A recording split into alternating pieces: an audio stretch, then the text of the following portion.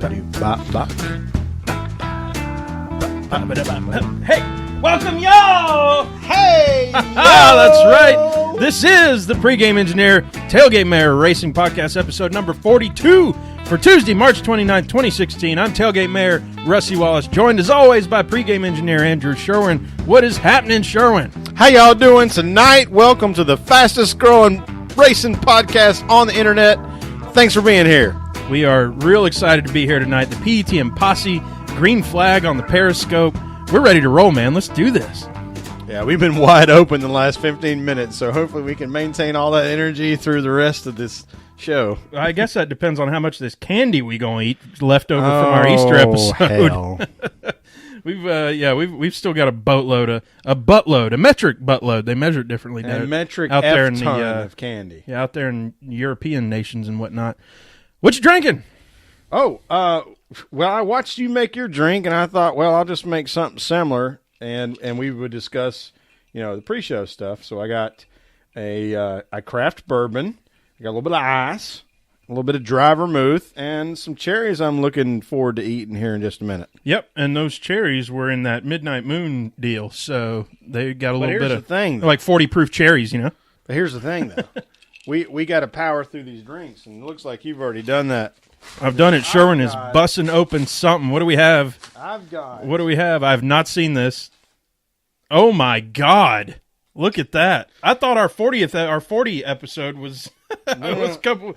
Look, y'all look at this on the Periscope. This is a 32 on 42. We got a Laaaaadies Sucks brown sugar. Wow. Quart-sized beer. Well, I need a bottle opener for that. Well, and you know what? As it turns out, I believe old Sure Daddy's got him a bottle opener. Without a doubt, have a bottle opener. He's rummaging around for it. Right. While he's rummaging around, I'm going to tell y'all. This is actually a better way to give a shout out to old United States Marine Corps Sergeant Kenny Smith. Little bottle opener there. Kenny. We're going to use to open these here. Gimme. I'm out of drink. You're ready already. All right. I'm already ready already. So we've been thinking, and a new little deal we're going to do on the old podcast here is tying in our episode number with a famous number or something like that.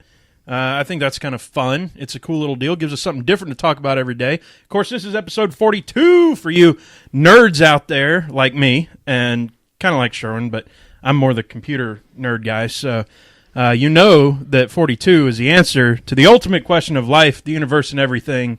Of course, Hitchhiker's Guide. And I told Sherwin in a text earlier this week. And I don't even know anything about that, so your nerdom is going to have to take over before mine does. I told Sherwin this week it's the nerd.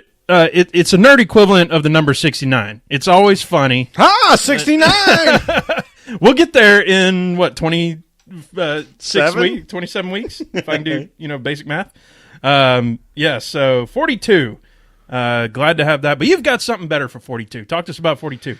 Yeah, well, I mean, if we know about the history of the 42, it started in the Petty Enterprises camp, and Richard Petty actually won a race in the 42. But that's not what we want to talk about today, because some of the relevant political conversation regarding Cuba means that it'd be really cool to talk about Felix Sabates and the number 42 team that he is attached to. So Felix lived in Cuba, was born in Cuba, and left when he was 15. His parents put him on a plane because the Cuban Revolution happened. Fidel Castro came into power and basically just sabotaged wealth of all private companies. And they said, look, you got to go. And he's got like 5 or 6 brothers and a mom and dad, but he was the one they sent to Miami. And so that's pretty impactful in and of itself. But to talk about how Felix Sabates went from being a teenager immigrant to the United States to being a preeminent cup owner is pretty cool too. So, his story starts very much like at 25 years old, he became a door-to-door salesman for a retail company called TSC. It was like Total Sales Company or something like that. Within 5 years, he had amassed enough wealth to buy that company. Wow. And he's a good salesman. Exactly. And that was, 1969 is when he became a salesman there. In 74, he bought it. and by 2000, its net gross revenue was $12 billion. Billion under his leadership. And he actually sold it, and what they say is a very under market value, sold it back to his employees, which you see happen occasionally, but that gives you an idea what kind of man Felix Sabates is. That's very cool. And that's 42 for this week, and let's talk about him as a racer. Uh-huh. So he bought the Rick Hendrick Motorsports research and development team, and he put Kyle Petty in the car. And they put the number 42 on it, and they went to racing. They were Sabco Motorsports then. And I think if we look back on all the historical stuff that Fox Sports 1 and NBC Sports Network will show when they're trying to fill NASCAR time with dead stuff, we'll see Kyle Petty wreck Davey Allison in the 1992 Winston, I think, in the mellow yellow car, the one that everybody like. It was 2 or 3 years removed from Days of Thunder, but everybody saw that car, didn't care about the number being 42, just saw Cole Trickle, the mellow yellow on the track, Cole Trickle on the track, and he dumped. He dumped Davey Allison, but Davey Allison still won the race. Car destroyed. He was all beat to hell. And so that gets a lot of airtime as like one of the worst wrecks or whatever you want to call it for NASCAR. But, eventually, obviously, he teamed up with Ganassi. And today, Kyle Larson's driving the number 42 with the original style that Felix Sabates had and with the Target sponsorship. So that's our NASCAR throwback of the week related to our episode number and car number on the track. We got to find something. So, of course, next week will be 43.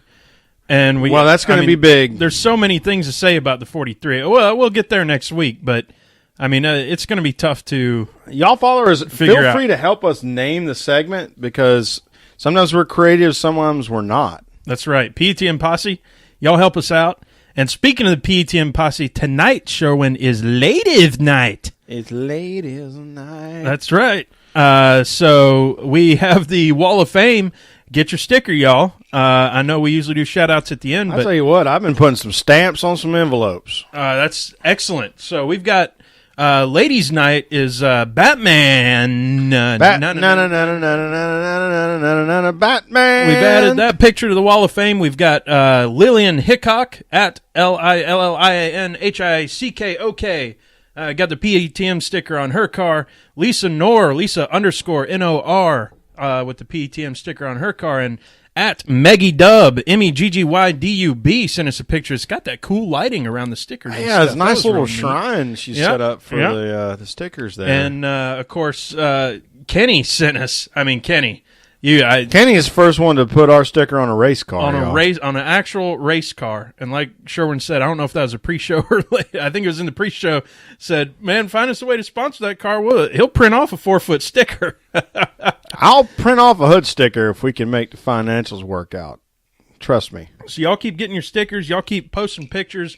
Obviously, we are running low on space for the Wall of Fame in its current form, in its current iteration. But you can see the folks up on the Periscope that we've got a big old area way up here that just has a picture right now. I love that picture, but I do love the Wall of Fame. I also love that picture. That's from the construction of the Empire State Building, correct? Yeah, something like 1906 that. or 07 or something like that. A very famous picture there. Anyway,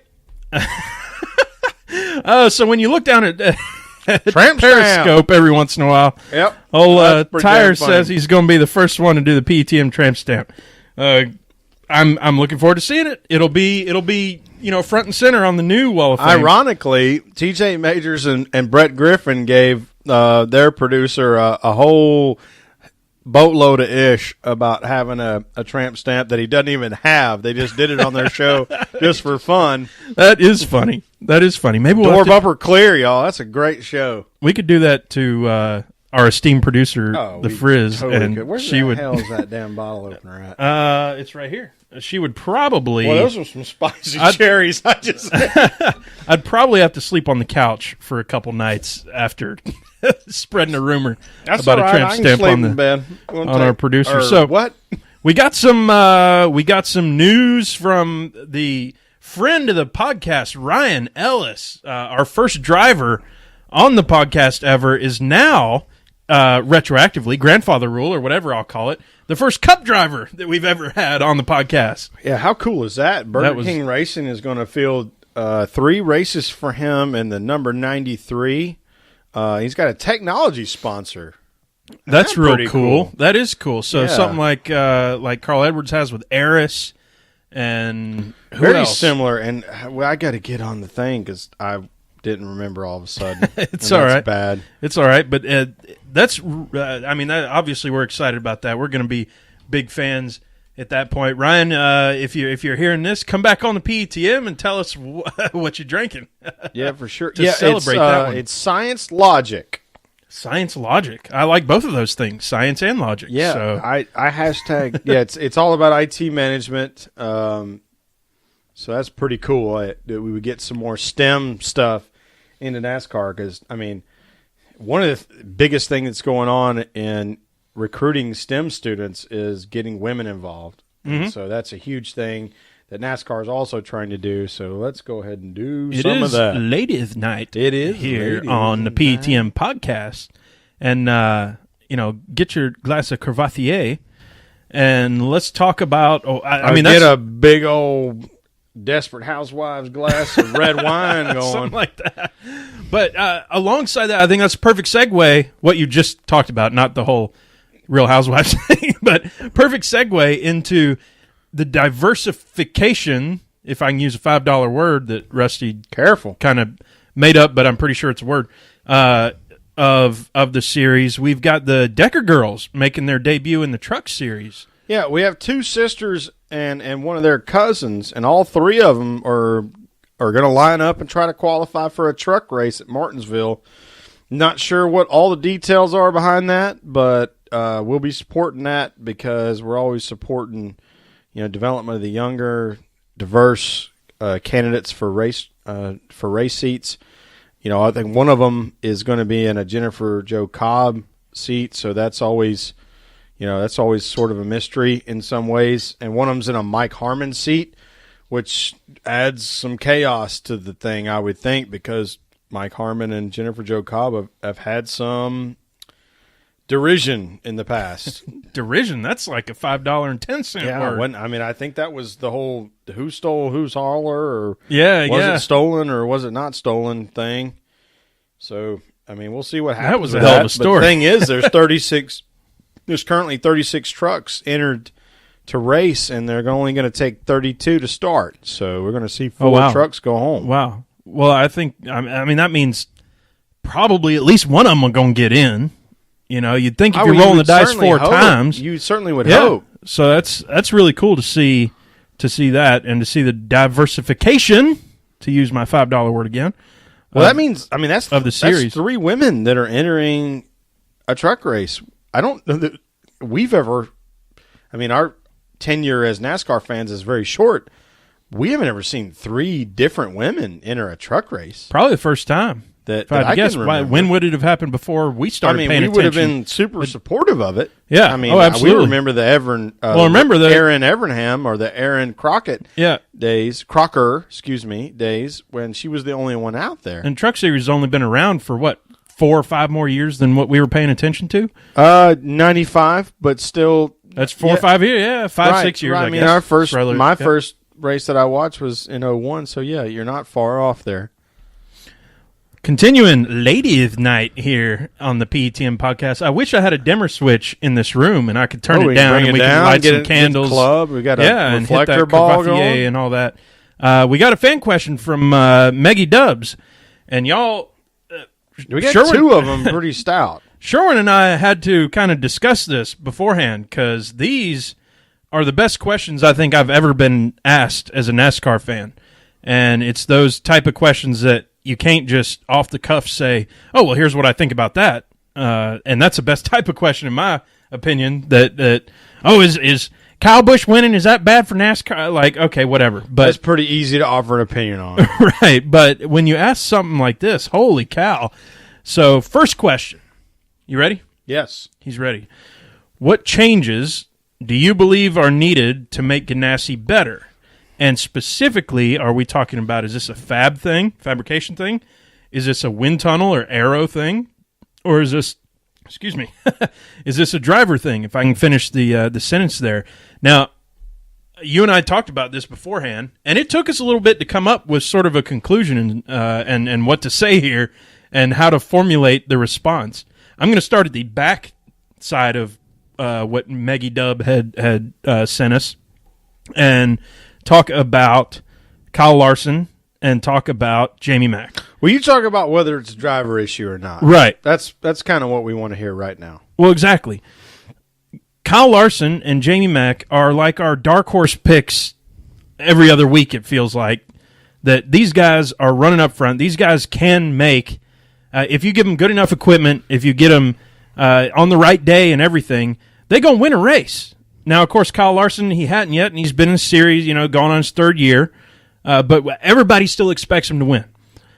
Jamie Mack is a proven winner. It's been a little while, 2 years or so since he's won a race, but, I mean, he's absolutely a front runner a lot of the time. So I don't think that it's driver at all. I think these two drivers absolutely have a chance to win as at least right now a dark horse, and the reason they're dark horse is not because of who they are, it's what they're in. So that gets to the second part, backing up a little bit more to wind tunnel, and you and I talked a little bit and said, well, wind tunnel, we're talking about aero stuff, and really with the sort of reset button that we've hit this year on all the aero stuff and the fact that guys out front just aren't taking off like they used to, which is a great thing for NASCAR, great thing for the on-track product and what we're seeing. I don't think it's that either, because if you've got the car, you can make the pass. If you've got the driver, you can make the pass. So does that leave it at fabrication? I don't know, Sherwin. I don't think it's a driver at all. I absolutely do not think it's the driver. And we said it before. This is the most competitive that I think we've ever seen the series between in the 12, 13 years you and I have been paying attention to it. It's absolutely the most competitive as far as the drivers are in there. And again, you look at people, you're like, Jamie McMurray? No, I'm not going to discount him and say, no, he can't win this week. Of course he can win. He can win whenever. And Kyle Larson is just knocking on the door of his first win. Well, no, you can't say that. Not when he shows, not when Jamie shows up at Martinsville and runs fourth, or when he shows up at Dover and runs sixth, or he has a good run at Charlotte. Like you can't count him out. But I think one thing that's consistent with the Ganassi racing with Felix Sabates is that they're missing just one little bit of piece of information that maybe Stuart Haas is getting. And so my angle on it is it's absolutely not the drivers, because we expect those drivers to win. I think Jamie McMurray has more wins in him. I think he's got a bunch more wins in him. I would be shocked if Kyle Larson doesn't win this year. I mean, that's sort of where we're at in terms of evaluating talent. I think what the issue is that Ganassi doesn't have nearly as close a relationship with Hendrick, even though Hendrick builds motors and they build the chassis for Chip Ganassi with Felix Sabates Racing. I don't think there's nearly as much information that's shared back and forth as there is with Stuart Haas. And I think you see that publicly. It happens organically on Twitter that you see how those guys interact, and you just don't, like, Kevin Harvick and Jimmy Johnson tweeter each other. Yeah. Jamie and Kyle do not tweeter with Jimmy Johnson. So you think there's a teammate or not teammate? I don't think it's a personality thing. I think it's that there's a little bit more of a wall. Like, so if there's a wall in the world of B2B relationships, and Chip Ganassi is kind of like, it's like 10 foot high, and they toss an idea over. Like between Stuart Haas and Hendrick, it's 4 feet high, and they just hand it. They just hand it to him. Yeah, and it goes back and forth. I think they have a better relationship. So, is it fab? Is it wind tunnel? Is it relationship?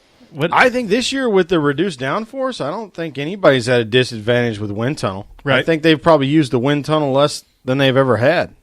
Agreed. At this point, in terms of valuing what spending the dollars on the wind tunnel means for tenths or hundredths of a second on the racetrack. I think it's all about, hey, what front end geometry you're doing. Like, I mean, look at what happened with Kyle Busch. So we're stepping outside the bounds to go to Joe Gibbs to say this, but he had some trouble with tires. But he was super fast both times he did. It was in the Xfinity Series and the Cup. And it was obvious that at the end of a run, they had a little bit more aggressive front-end geometry set up. Well, maybe there's a place where Hendrick and Stewart-Haas are sharing information about front-end geometry that Ganassi's not getting because the partnership, like the whole, are you bought into this thing? How much money is exchanging hands? How much information are you allotted? And remind us, where are they getting their engines from? Oh, well, Ganassi's getting it from Hendrick. Right. As well as their chassis. Yep. And SHR is too. Exactly. Well, this year. This will be the last year that'll happen. Yeah. So it's not engine necessarily, and that, unless they're getting a short end of a stick or something, or they don't have the engineers to tweak it or whatever.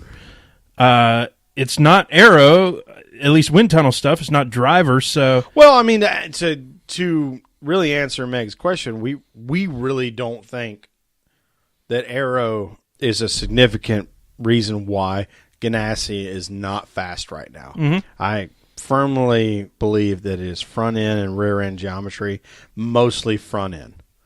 And it's about developing those shocks, developing the travel, what's the bump stop, what's your camber angle, how are you managing your tires. And it's a new driver in Kyle Larson who's now had to race on 3 different, like this is his 3rd year in Cup.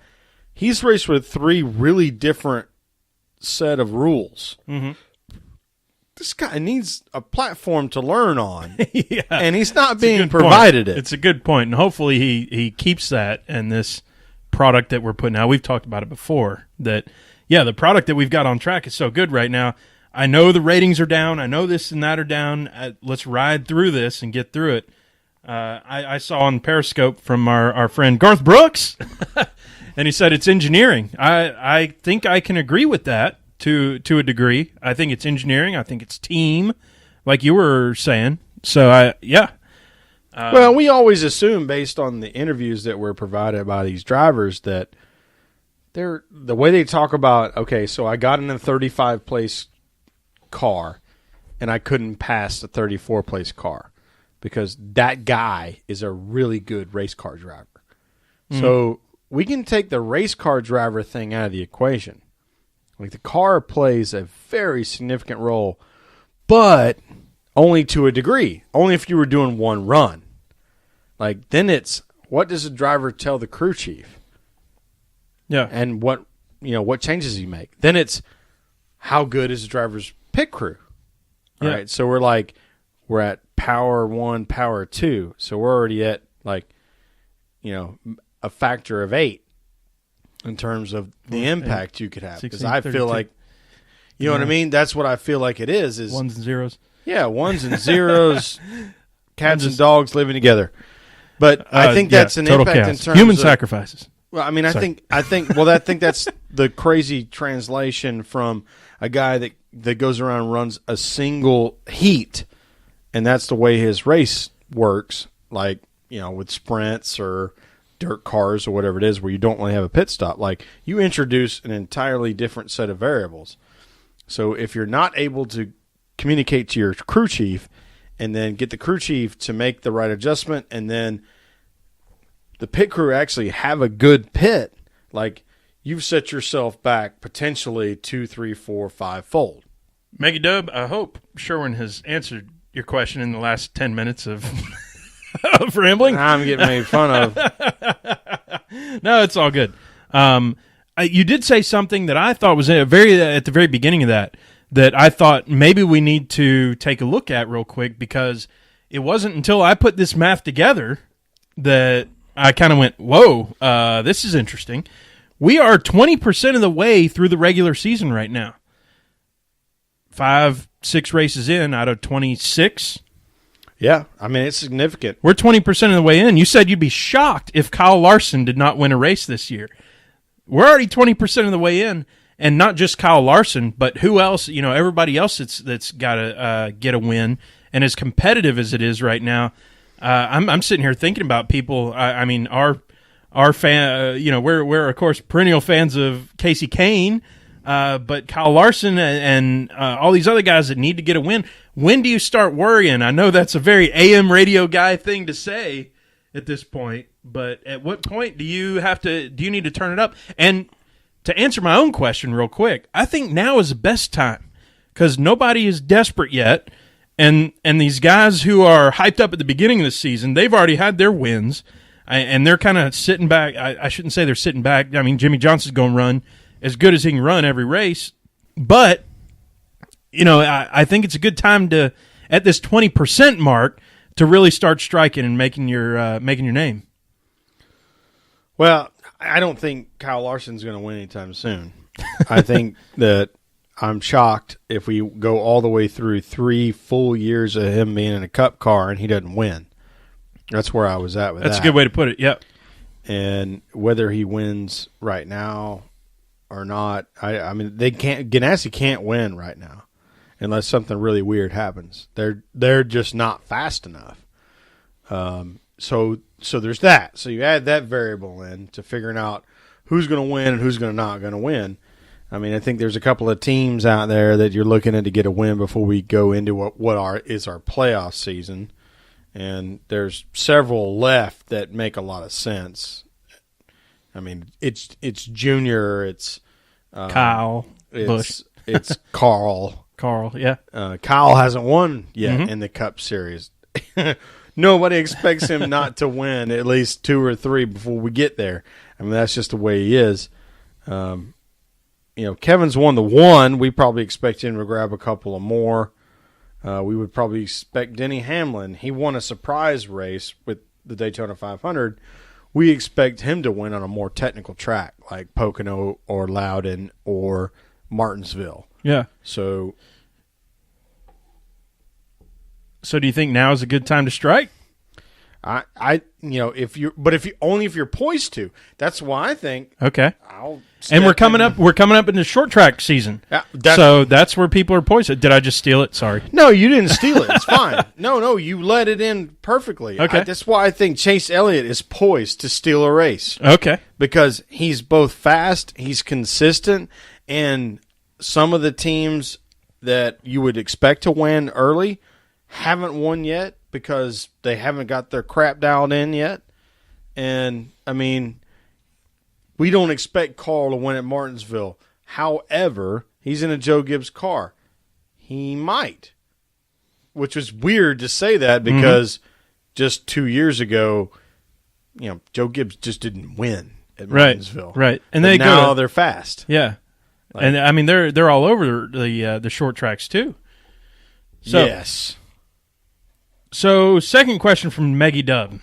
While we're on those, because I really love these questions, I think we should tackle them while we're here. Talk about because I mean we're just offering a straight up opinion and don't really have the real answers, and can't wait to see what the real answers are. Does Joe Gibbs have the upper hand right now with the new nose piece switch last season? It was worded slightly different, but this is our interpretation of that question. With the switch, do they have an aero advantage? And I think we kind of said it.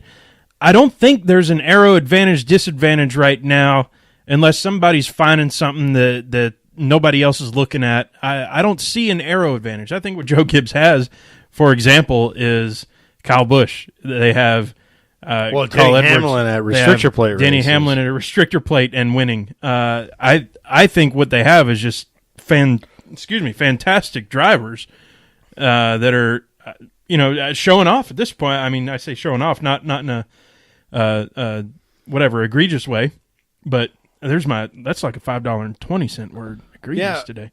Yeah, egregious has been a word today for us, at least offline. But I think the word is horsepower. Mm-hmm. I mean, we spent the better part of last year with all of the Joe Gibbs drivers, mostly Denny Hamlin in public, bitching about how they didn't have horsepower and that TRD was just not doing their thing. They were either blowing up or they weren't running good. They throw a 9th cylinder in there? And now all of a sudden they're really fast. And I think TRD caught up with both their sustainability and their power production. And I think we're seeing that. And I think that's a very sinusoidal ebb and flow that happens. Sinusoidal? I think we're up at $10 on words now. You're going to cost me $100 by the end of this podcast with your words. An ebb and flow with power and who's got it. And I think Ford has plenty. I think Chevy has plenty. And Joe Gibbs might just have a tick more. Yeah. Let's take 2 minutes. I believe it's Garth Brooks, GARTHBRX on the Periscope here. He's also a Casey Kane fan, and he's letting off a little steam right now about Casey, quote-unquote, getting the short end of the stick over at HMS. I get it. We're fans. Refried fat sack of horse hockey. We're fans, man. We're in the same boat here. One thing I want, and the first thing that came to my mind, you remember me and you talked, I'm going to say 3 years or 4 years ago, and we're getting old, so it was probably 8 years ago, but I'm going to say it had to be 3 years ago.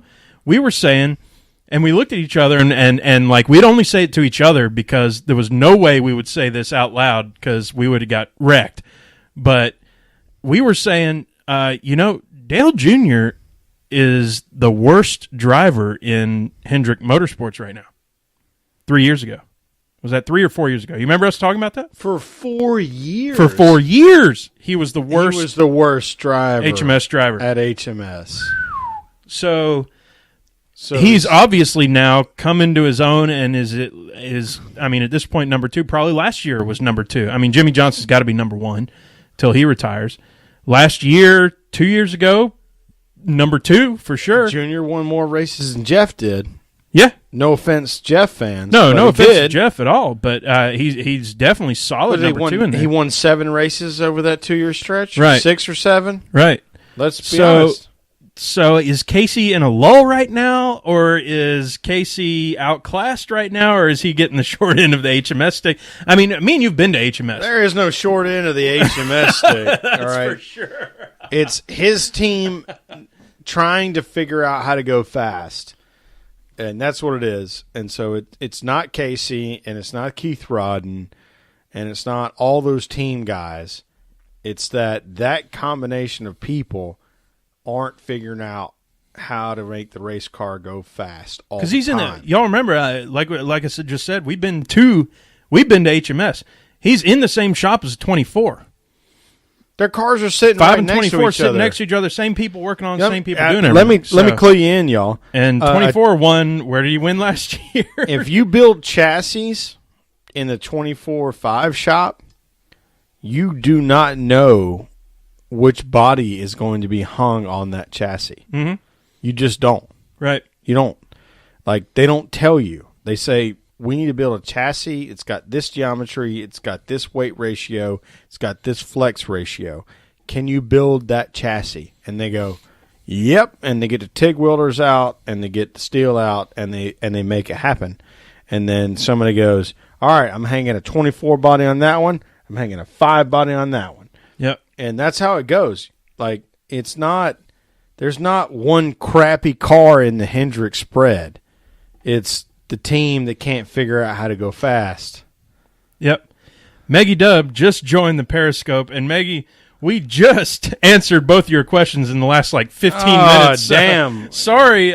We spent a lot of time on it too, and we researched beforehand and had a discussion before even the pre-show. We can't put it on the repeater. Cheers though. right here to Maggie Dubb for those questions. Thank you. very Sorry much. You showed up late. Yeah. Hope you listened to them later because that was Please excellent. download the episode or Yeah. listen to it on Podbean because we did attack both of your questions because they were great questions. And it is Ladies' Night here at the PETM podcast. And it's Ladies' Night. And I'm feeling right. All right. You've got some NASCAR math or naughty numbers or whatever we want to call it. And I don't know if this really takes a stick and pokes it into the wound for some people. It will. I know it will. This will help give some people some ammunition that we've already talked about this guy quite a bit, and in the series that we're going to talk about. So I don't want to burn it, but I also don't want to say I don't think we need to talk about it very much. But this This is gonna blow y'all's mind, y'all, and I'm gonna let you just drop it on everybody. Okay, so today's NASCAR math naughty numbers is Kyle Busch's performance in the NASCAR Xfinity Series. Mm-hmm. He's entered 315 races. Seems like a lot. It does seem like that. So what is that? I mean, that's almost 10 years that's worth 10 of years. races. Yeah, worth of races. He's won 79. How many? 79. Is that you said top 10s, right? No, those are wins. Podiums? He has won more than one of every 4 Xfinity race he has entered. Unbelievable. More than 25%. More than 20. It's 25.079. Yeah. This is why the pitchfork mob pours gasoline on the pitchfork and carries it around. It's hard to blame him. What can I say? Now, that said, look at the Truck Series. Look at Casey Kane in the Truck Series. How many races has he entered? Casey has entered 6 races in the Truck Series, y'all. And how many has he won? He has won 5. His winning percentage in the Truck Series is 830. 83%. If we're comparing it to baseball. Yeah. So his top 2 percentage is 1,000. 100%. Top two. How about that little guy? I wasn't worried about that little guy. I wouldn't worry about that little guy. So, yeah, let's leave it at that. I don't want to go any further. Why not? Let's move on. Because that's fun. That's a great number. I have a little something to confess, and let's see. I believe. Ooh. Oh, that's rough. Oh, dude's leg is messed up. Oh, his leg's way messed up. Yeah, I made a mistake last week. I made a mistake, and I am blaming the right front tire because he's a perfect scapegoat.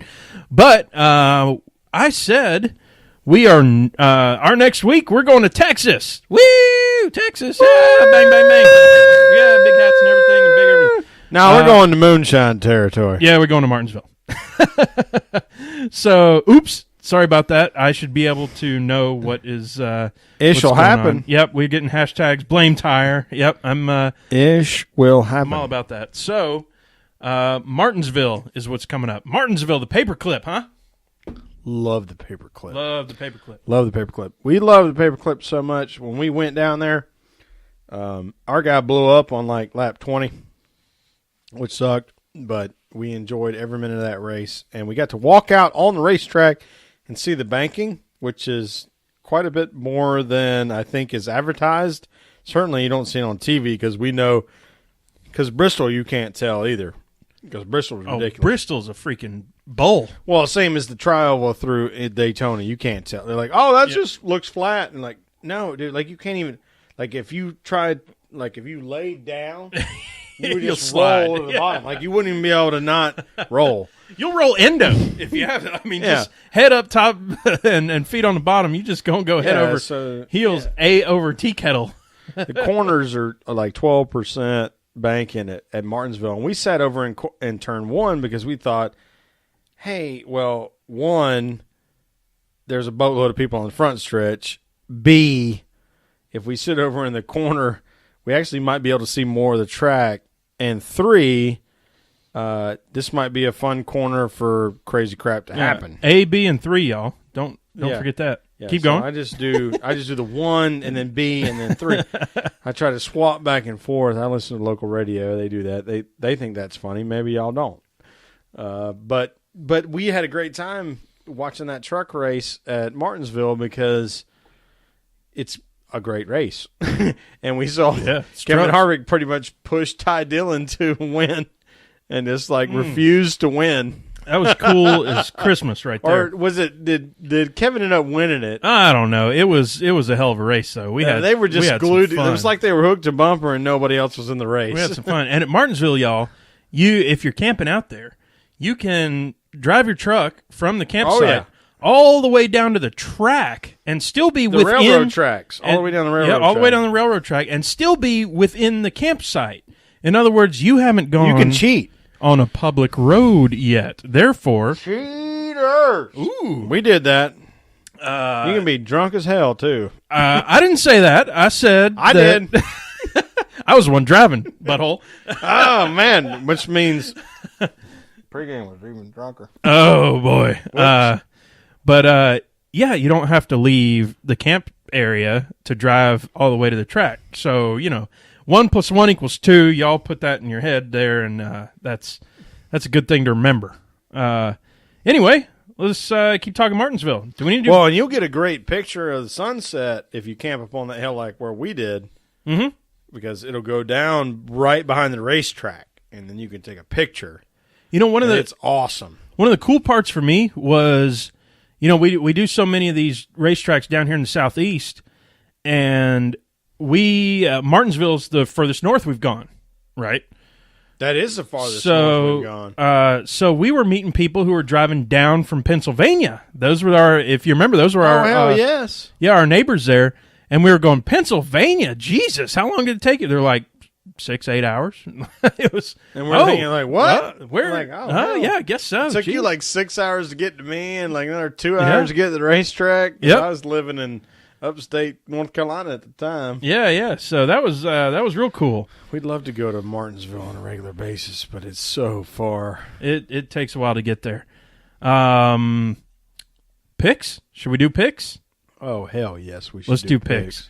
You know what happens when we got to do picks is this guy's got to help us.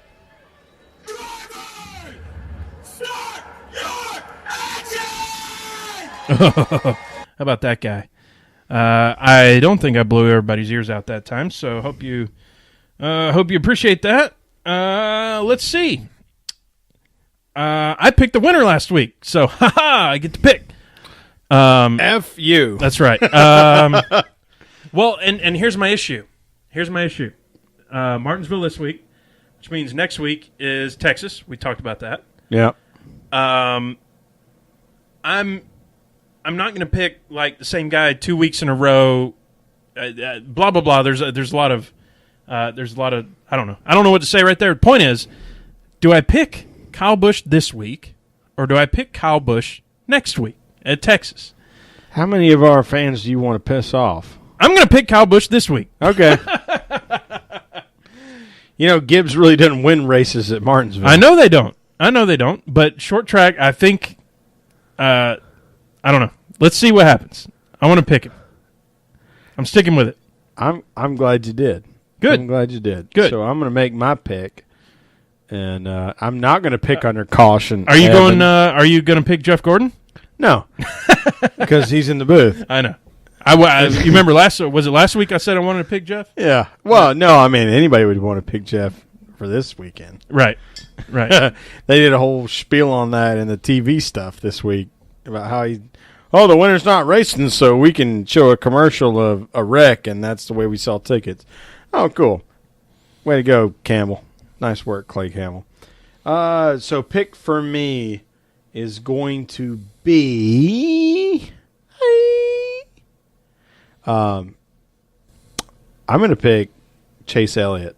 Wow. And not even Dark Horse. Not even Dark Horse. Chase Elliott. You're picking Chase out of the gate.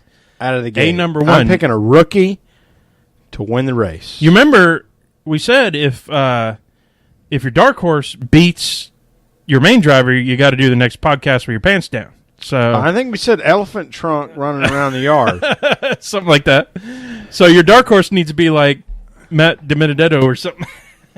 Well, no, I'm not saying. I'm just saying. You know what? I need to be the first one to get my Dark Horse to win, so that we have to figure out how we're going to manage the decision. So that flips back to you, Dark Horse. It flips back to me on Dark Horse. This I didn't even think about, and here's the problem, because I really want to pick Brian Vickers again, because I just love that. I love that story. I love that sponsor. I love you got to love Brian Vickers. The hell with it. I'm picking him again. Were you going to pick him? For your dark horse? Yeah. No. Okay, then I'm picking Brian Vickers again. No, I got a dark horse. That's that's picking from the heart right there. Both of mine are. I'm not picking with the brain this week. Go ahead. I'm going double rookie this week. Ooh! We're in Virginia. Virginia. That's right. Yeah, they got it. Virginia. You got to draw like one of those R's. Got to just get out of there. Virginia. I'm gonna pick competing rookies because I think they both know how to get around there, and they're both in good cars. So my dark horse pick is the Woodward Brothers Blaney? 21 with Ryan Blaney.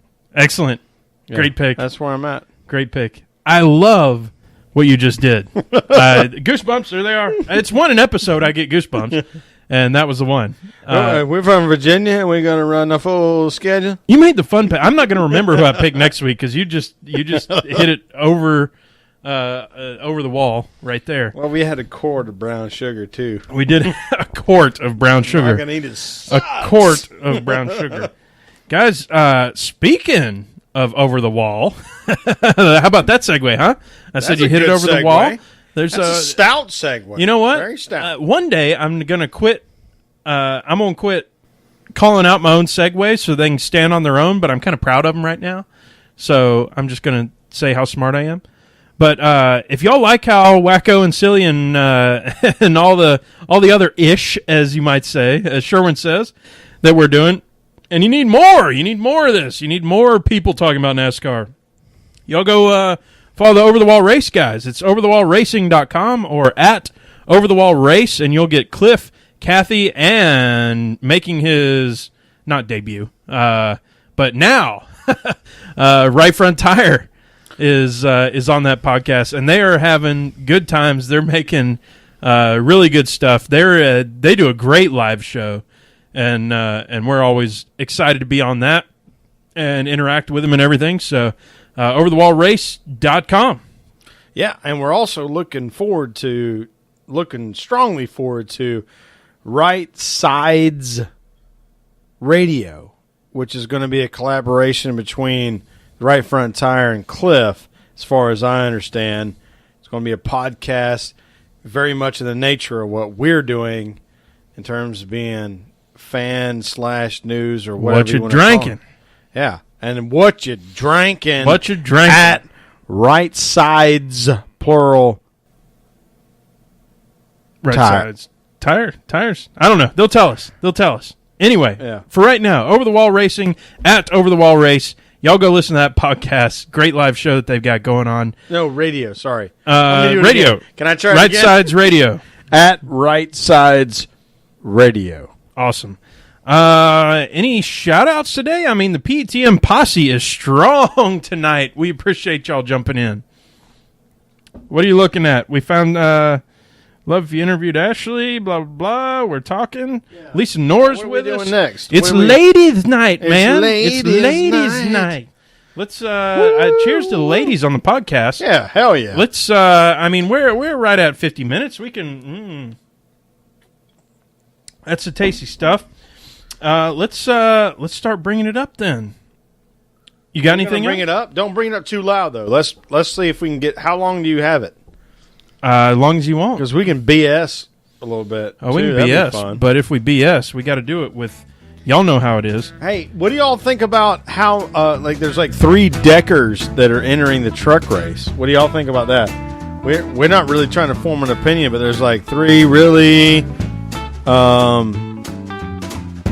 There's 3 young up and coming racers. Lovely women. Ladies. 2 of them sisters, one of them cousin. They're going to try to get in the race. One of them's in a Harmon car, truck, excuse me. One of them's in a Jennifer Jo Cobb truck, and then the other one I can't remember. So we'll see how that turns out. There's 36 trucks entered on Saturday. Only 32 are going to get to race, so they're going to have to get after it pretty friggin' hard. That's what I just stuffed my mouth full of. Oh, yeah. You stuffed it with the... Jelly Bellies, beer-flavored jelly beans. How about what happened with the U.S. men's national team tonight? Do we know? Do we have time to search for it? I don't know. Scored first. U.S. MNT. We do a little bit of soccer now and again. Y'all going to have to get used to it. It's not very often Y'all get over it. It's all good. Versus Guatemala.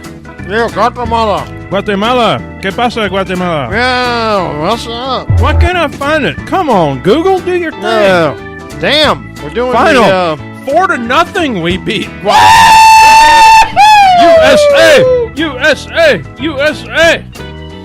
Oh, boy. Oh, man. Jelly Bean Closeout Challenge is rocking. I'm going to throw in another 2 or 3 jelly beans. Somebody cussed us out a little bit, I reckon. No, I think Honest Race Man said everything cool Oh, cool. with that.